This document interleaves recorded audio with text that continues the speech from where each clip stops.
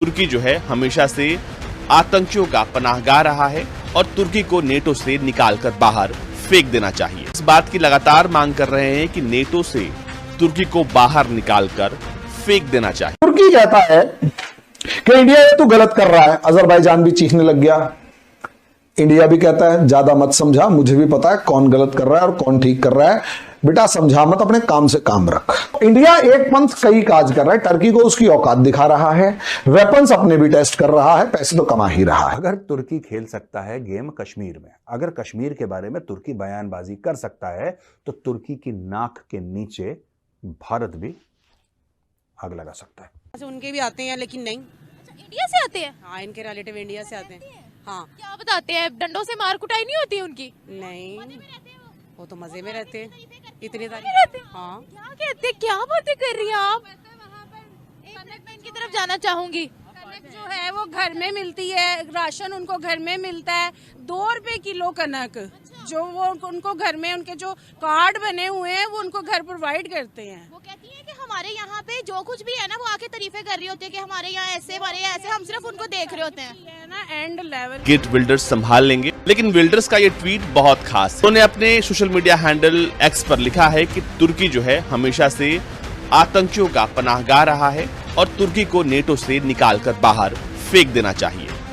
ये बयान है नीदरलैंड्स के भावी प्रधानमंत्री और धूर दक्षिणपंथी नेता, इस्लाम विरोधी नेता गीट विल्डर्स का।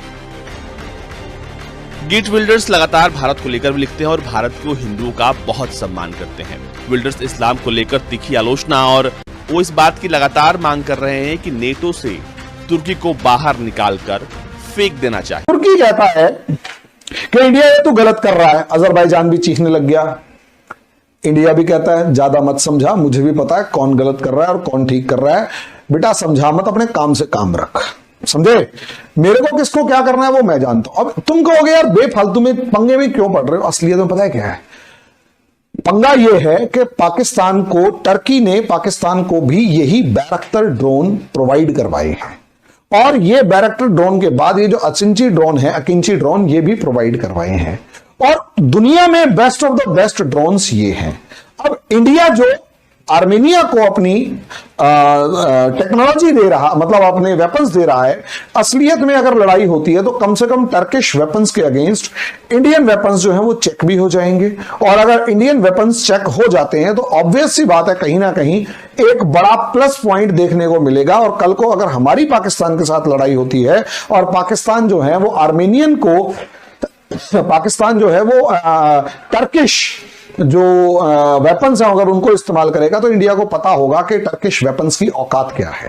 तो इंडिया एक पंथ कई काज कर रहा है, टर्की को उसकी औकात दिखा रहा है, वेपन्स अपने भी टेस्ट कर रहा है, पैसे तो कमा ही रहा है और सबसे बड़ी बात ईरान के साथ अपने रिलेशंस को मजबूत कर रहा है।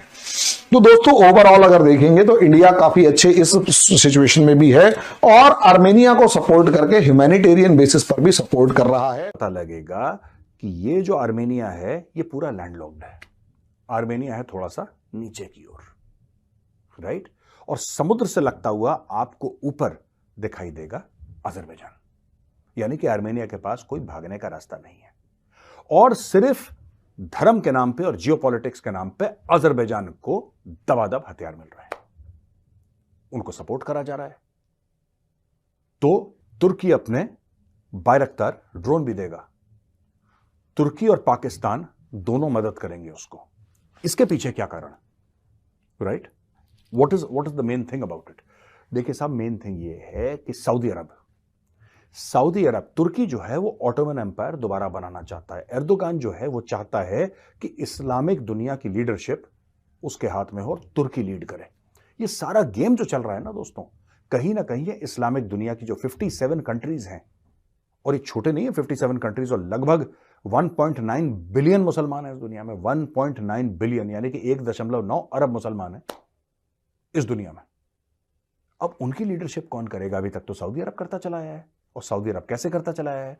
सऊदी अरब ऐसे करता चला आया है कि मक्का मदीना उसके पास, तेल उसके पास।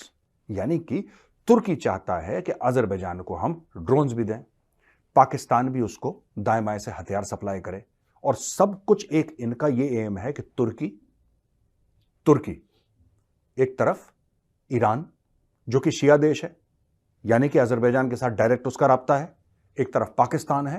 भारत ने भेजी हैं आर्मीनिया के लिए पिनाका सिस्टम्स, पिनाका भेजे, और भारत, ऐसा सुनने में आया है, अभी तक कंफर्म नहीं है कि, लेकिन हो सकता है कि भारत वहां पे ब्रह्मोस भी भेजे, और भारत अनेकों किस्म की मिसाइल्स भेजे, क्योंकि अगर तुर्की गेम खेल सकता है कश्मीर में, अगर कश्मीर के बारे में तुर्की बयानबाजी कर सकता है, तो तुर्की की नाक के नीचे भारत भी आग लगा सकता है।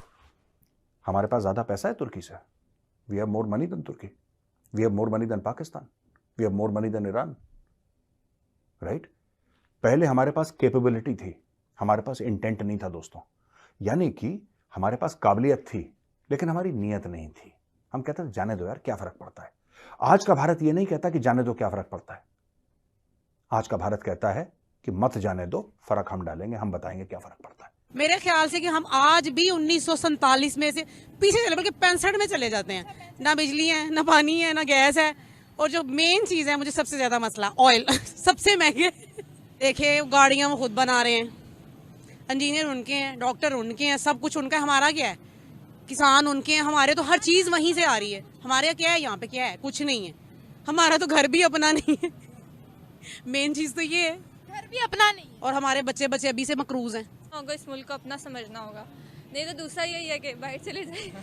चले जाए। ऑप्शन यही है, ऑप्शन यही है, सबका यही ऑप्शन है। मान लो यहाँ पे डिग्री लेके कहते हैं बाहर जाओ, क्या बातें कर रहे हैं? 1947 में मुल्क हमने अलग करवाया है, अब इस मुल्क को भी छोड़ के जाना है। मुल्क में कुछ होगा तो यहाँ पे रुकेंगे ना। यहाँ पे इंडस्ट्री नहीं, अभी हम लोग केमिकल इंजीनियरिंग कर रहे हैं। अगर हम लोग इतना खर्चा करके, इतनी अपने पैसे लगा के हम लोग यहाँ पे डिग्री ले रहे हैं, आगे हमें जॉब नहीं मिल रही, 30,000 की जॉब मिली है, तो कौन बंदा यहाँ पे रहना पसंद करेगा? इतने ज़्यादा पैसे 20 लाख रुपए लगा रहा है एक बंदा, तो फिर आगे उसको वही आउटपुट ना मिले तो फिर बंदा वहाँ पे रहना पसंद तो नहीं करता। हमारी जो आवाम है वो कुछ तो यानी कि कहना सी जो है वो कैटेगरी ज़्यादा है, एक को कोई फ़र्क ही नहीं पड़ता। हालात पेट्रोल कहाँ जाए, महंगाई अप डाउन हो, उनको फ़र्क नहीं पड़ता। जो हमारा मिडल आ जाता है ना लोग, वाइट कॉलर, सारे प्रॉब्लम्स उनके लिए होते हैं। कि यहाँ के पाकिस्तानियों की, मुसलमानों की वैल्यू नहीं है, वहाँ पे ज्यादा है। यहाँ पे हाँ, मुझे यही लगता है। हमारे अक्सर रिलेटिव यहाँ से, उनके भी आते हैं, लेकिन नहीं। अच्छा, इंडिया से आते हैं? हाँ, इनके रिलेटिव इंडिया से आते हैं। हाँ। क्या बताते हैं? डंडों से मार कुटाई नहीं होती उनकी? नहीं, वो तो मजे में रहते हैं, इतने रहते हैं। हाँ। क्या कहते, क्या बातें कर रही हैं आप? मैं इनकी तरफ जाना चाहूंगी। कनक जो है वो घर में मिलती है, राशन उनको घर में मिलता है, 2 रुपए किलो कनक, जो वो उनको घर में, उनके जो कार्ड बने हुए हैं वो उनको घर प्रोवाइड करते हैं। वो कहती है कि हमारे यहाँ पे जो कुछ भी है ना, वो आके तारीफे कर रही होती है कि हमारे यहाँ ऐसे, हमारे यहाँ ऐसे, हम सिर्फ उनको देख रहे होते हैं। ये है ना एंड लेवल की है, हमारे यहाँ कुछ नहीं। क्या ये तो बता दे। तो कुछ और ही सुनते हैं। एक तो उनके यहाँ हर चीज ऑर्गेनिक होती है, हमारे यहाँ जो मिलता है सब फेक मिलता है, कुछ अच्छा नहीं है। जो आप अगर शैम्पू देख लो, कुछ भी देख लो, सब फेक है। उनकी और हुकूमत वो वेलकम करती है टेक्नोलॉजी को, और हम लोग पहले कहते हैं कि कोरोना की वैक्सीन लगाएंगे 2 साल बाद आपकी डेथ हो जाएगी। क्या बात है, सही बात है। आधी से ज्यादा आवाम ने तो कोरोना की वैक्सीन नहीं करवाई थी यहाँ पर कि हम 2 साल बाद मर जाएंगे। हम सब ने अभी लगवाई है, हम सब जिंदा अल्हम्दुलिल्लाह। कि हमारे सर पे जो कर्जा है, अगर हम काउंट करें तो हमारे हर पाकिस्तानी होने के नाते हम पे कितना कर्जा है, जबकि हम टैक्स पेड हैं, हम बिल्स दे रहे होते हैं, हमारे जो हम ये यूज़ कर रहे हैं मोबाइल सिम्स वगैरह, हम हर चीज़ पे टैक्स पेड हैं, लेकिन फिर भी हमारा मुल्क तरक्की कर ही नहीं रहा। मुसलमानों की वहाँ सुनी जाती है, बहुत सुनी जाती है। कैसे? ये आप इतने कॉन्फिडेंटली बोल रही है ना।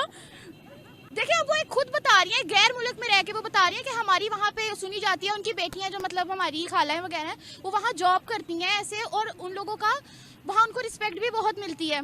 ये नहीं है कि उनको कहा जाता है कि आप मुसलमान हैं तो हमने आपको जॉब नहीं देनी। हाँ, उनको बहुत रिस्पेक्ट दी जाती है और बहुत वहाँ पे उनकी सुनी भी जाती है। जैसे उन्होंने एटॉमिक पावर है हमारी, लेकिन अगर उसमें देखा जाए तो हमारी कोशिश होती है कि हम ऐसा रॉ मटेरियल यूज़ करें जो पाकिस्तान में ना हो, जो बहुत महंगा मिले, जो मुश्किल से मिले। और दूसरी बात ये एटॉमिक पावर हम है, लेकिन हम उसे यूज़ तो नहीं कर सकते ना, वो तो बहुत हार्मफुल है। बस एक वही ऑप्शन है, हम जिसको कहते हैं हमारे पास एटॉमिक बम है भाई, हमें अब्दुल कदीर खान ने बना के दे दी है, बस वही ऑप्शन है हमारे पास, हम वो कर देंगे। उसकी वजह से थोड़े से हम बचे हुए, वो ना होते इस वक्त हम लोग पता नहीं किधर होते। कभी उनको कहो पाकिस्तान आए, परमानेंटली आएंगी वो? कभी भी हमने उनको इतनी बार कहा, वो आती है महीने में भाग जाती है, नहीं भी हमारा इंडिया ही अच्छा है। क्या बात कर दी आपने, वो महीने में भाग जाती है, वो कहती है नहीं हम जा रहे हैं, वो बहुत अच्छी जगह, यहाँ तो महंगाई इतनी है, खाने को मतलब वो आके यहाँ देखती है ना, वो कहती है ना भी ना, वहाँ पे हम बहुत अच्छे हैं। तो कुछ नजर ही नहीं आता, मुझे तो सिर्फ भूख नजर आती है, लोगों पे तरस आता है कि यार हम क्या हैं। हम जब अपने से नीचे को देखते हैं ना तो हमें तरस आता है लोगों पे यार कि इस टाइम लोग 2 टाइम की रोटी भी नहीं खा सकते। सड़कों पे जाओ, मजदूरों को देखो, मजदूरों का क्या हाल है। दुनिया हमें किस नजर से देखती है? दुनिया की तो मुझे पता नहीं है, जो बाहर की कंट्री है ना वो हमें इस नजरिए से देखती है। किसी को बताओ ना पाकिस्तानी, वो हमें देख के भाग जाते हैं, जैसे पता नहीं हम अछूत की बीमारी है। दोस्तों मुझे उम्मीद है कि ये वीडियो आपको पसंद आया होगा। वीडियो पसंद है तो प्लीज़ हमारे YouTube चैनल को जरूर सब्सक्राइब कीजिए। इसी प्रकार का भविष्य में वीडियो देखने के लिए चैनल को सब्सक्राइब कीजिए। हमारे इस YouTube चैनल पे आपको इससे भी ज़्यादा इंटरेस्टिंग वीडियो भविष्य में देखने को मिलता रहेगा। तो प्लीज़ हमारे YouTube चैनल सोच टाइम्स को सब्सक्राइब कीजिए, वीडियो को लाइक कीजिए, इस वीडियो को अपने दोस्तों के साथ जरूर शेयर कीजिए। नमस्कार, फिर मिलेंगे अगले